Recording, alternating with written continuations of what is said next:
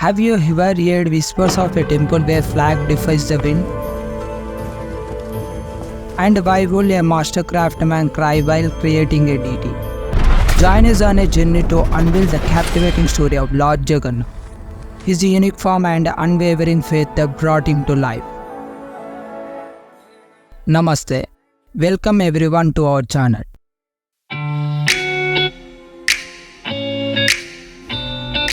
Today we embark on a captivating exploration of Puri Temple and Lord of the Universe. Get ready for a story filled with mystery, devotion and a touch of the divine. This magnificent temple is located on the east coast of India.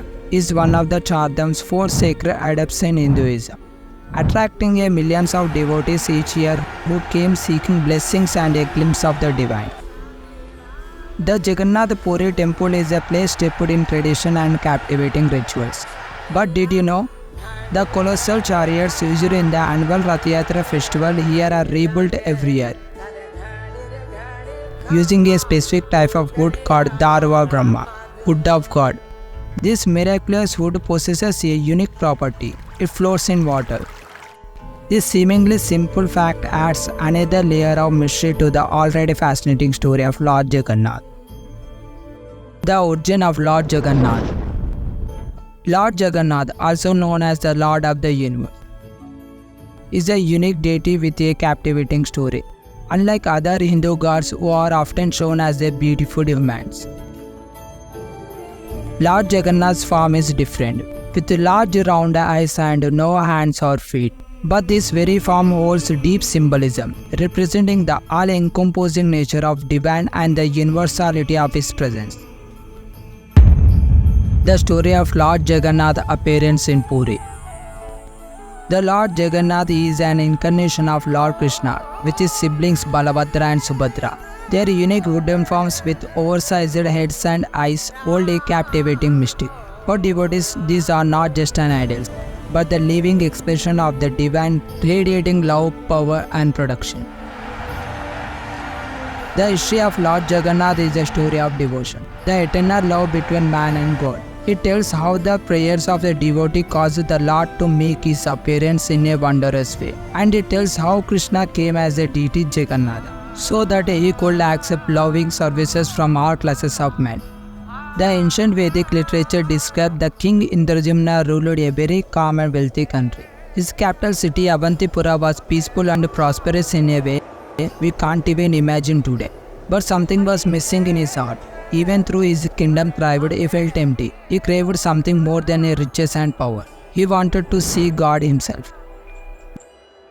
This is difficult fate, even for the greatest monarchs in the world. The Gita states that such a boon is rarely achieved by the mystic who devote their entire lives to the God realization.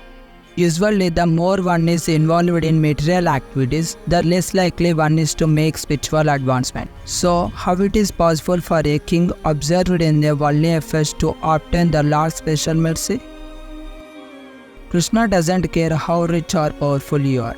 Those things are nothing compared to his amazingness. What truly matters to him is how much love you have for him. And sometimes Krishna can be conquered by a very pure love. The search begins.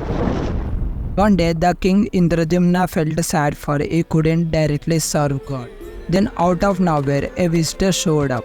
He told an amazing story to king. He said he saw people worshipping God directly, but in a special statue form called Nilamadhav. The visitor explained that God can appear in many ways throughout the ages, and sometimes he manifests in a form of stone or just to please his devotees and accept their loving service. The traveler described how on the remote mountain top of Niladri he had seen the demigod worshipping the Lord. The king immediately dispatched his chief Brahmanical priest Vidyapati to find this deity, so that all of Avantipura will be presented at the lotus feet of the Lord as an offering of love. Vidyapati travelled for months and he finally reached the Mount Niladri. There he met some tribal people living near the holy spot. Vidyapati ended up marrying the chief's daughter Lalita. Turns out her father Vishwavasu had been secretly worshipping the Lord from a long time. Lalita convinced her father to show Vidyapati a special statue called Nilamadhav. But there was a catch. Vishwavasu said Vidyapati would only see it blindfolded. Now Vidyapati wasn't exactly a rule follower. He secretly sprinkled the mustard seeds all along the way, figuring they would spread later and help him to find the statue again. For years, only Vishwavasu and his tribes has been taking care of Lord Nilamadava with fruits and flowers. But then something incredible happened. Nilamadava spoke to Vishwavasu, revealing that he wanted a king named Indradyumna and other common people to worship him. Vishwavasu was heartbroken at the thought of Lord leaving. God's plans are always a mystery.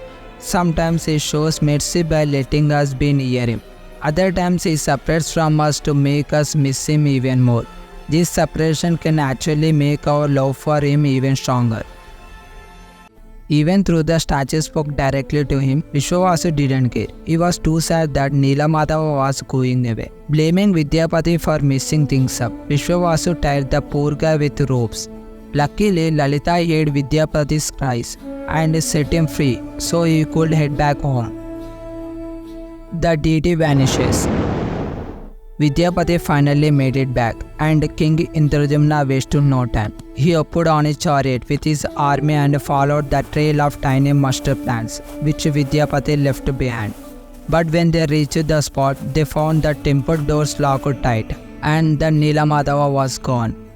Everyone thought Vishwavasu must have taken the statue. After all, he wouldn't want to lose the Lord. But when they found him, he was clearly heartbroken about the Nilamadava leaving. They didn't believe his sadness and threw him in jail away. Suddenly, Narada Muni, a great sage, appeared and revealed what had really happened to Nilamadava. It turns out the Lord decided to leave on his own. But don't worry, he's coming back in a new form called Lord Jagannath. This time he will be blessing the whole world, not just a small group. Whereas Nilamadava had enjoyed the simple and intimate services of Vishwavasu, his appearance as Jagannatha would be benefit of everyone. First, however, Narada Muni announced that a great temple must be constructed. Then Lord Brahma, the chief of demigods, would receive Indradyumna on his own planet and plan for the sacred installation of Jagannath Swami, the Lord of the universe. When the temple was finally completed, Narada Muni showed up again and escorted Indradyumna to his father Adabban Satyaloka. The home of Lord Brahma is inaccessible to ordinary human beings. But King Indradyumna's devotion was so strong, even Lord Brahma was eager to meet him. Lord Brahma further described how Lord Jagannath would appear in a wooden form from a great Kalpavriksha tree, transported from the spiritual planet of Svetadvipa. As Indradyumna returned to Earth in a spaceship from Brahma's planet, thinking he had been gone for a blink, big mistake turns out. Way more time had passed than he thought. Everything looked different. No one recognized him in his own kingdom, and his trusted priest Vidyapati had been replaced by another. The sacred tree. King Indradyumna was totally lost. Then a mystical crow revealed how all his friends and family had died while he was gone. For the sake of worshipping the Supreme, he had lost everything, family, friends and kingdom. This news could have crushed everyone, but King Indradyumna was a trooper. He knows sometimes God tests his followers by taking away the things we love. Determined to bring back the Lord back faster, the king decided to fast until he will die. That's some serious dedication. And guess what? It worked. Lord Jagannatha appeared in a dream, pointing Indradyumna to a giant log floating in the ocean. It's not an ordinary tree. It came straight from the spiritual heavens, made up of the same awesome energy as the Lord himself. Even the strongest shoulders couldn't move it through. Just then a random guy from the crowd walks up and left the giant log with no sweat. Turns out this strong man was actually a relative of Vishwavasu, the whole tribe leader. He easily carried the special log to Gundicha temple for preparation. The king called in the world's best woodcarvers to bring Lord Jagannath to life, following the holy scriptures exactly. But weird thing, all their tools kept breaking. Just then a mysterious old man named Ananta Maharana showed up and said he could carve the statue. But there was a catch. He needed to work alone for 3 whole weeks with no interruptions. The doors were locked tight, and all they could hear was the tapping of his chisel for days. But after 2 weeks, everything went silent. The king Indradyumna started to worry. Did anything happen to old man? the Lord of the Universe, Jagannath's appearance. Ignoring his advisors who freaked out, the king burst open the doors. What he saw next was shocking. The statue looked nothing like they expected. It had no hands or feet, and the king panicked. Maybe he messed up by opening the doors early. The old carver was also gone, vanished without a trace. The king Indrajamna cursed his foolishness. His newfound friends tried to console him. The descendant of Sabara's tribe said, "Whatever happens is by the God's will. You did out of love, so it cannot be bad." And the chief priest said that deity of Jagannatha along with his brother Balabhadra and sister Subhadra should be painted and dressed and prepared for the installation ceremony by Lord Brahma. Indrajamna felt ashamed until God's plan was finally revealed by Narada Muni. A passage in the Vedas mentions that the Lord can appear without hands or feet. Some folks who don't believe in God use this to say he isn't real. But look at Jagannatha, he can still bestow blessings and accept offering of love even without hands or feet. Narada Muni wasn't surprised by the statue's form. He actually saw something similar before, way back when he visited Dwaraka. They are talking about Krishna's adventure in Vrindavan, and the Lord must have hovered at them. He felt so much love for his devotees that he went into the trance and his eyes opened wide. His feet and hands retracted into his body.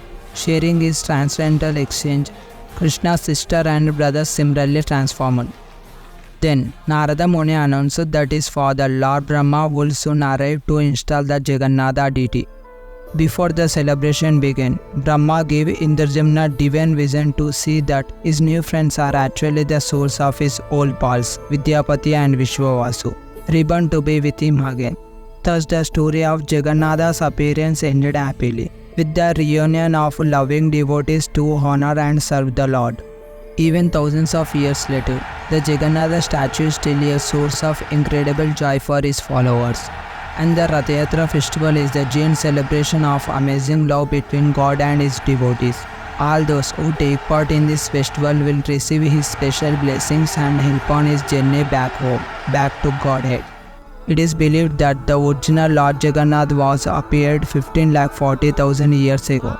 So this story is from that time. I know now you have some questions in your head. Don't worry, you will get answer to those questions.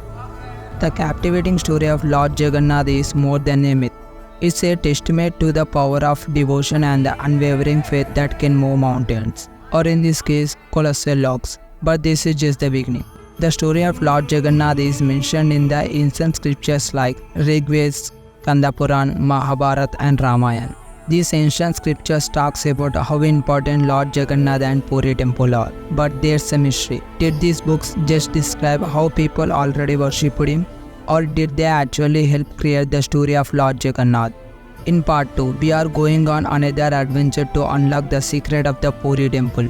We will see the amazing Rath Yatra festival, explore the temple's unique rituals, and learn even more about the deep spiritual meaning of Lord Jagannath. But most importantly, we will crack open these ancient books and see what they tell us. Looking at ancient books to answer a big question: how did the legend of Lord Jagannath become the part of ancient wisdom? If you liked what you saw, give this video a thumbs up, share it with your friends, and hit that subscribe button so you don't miss out part 2.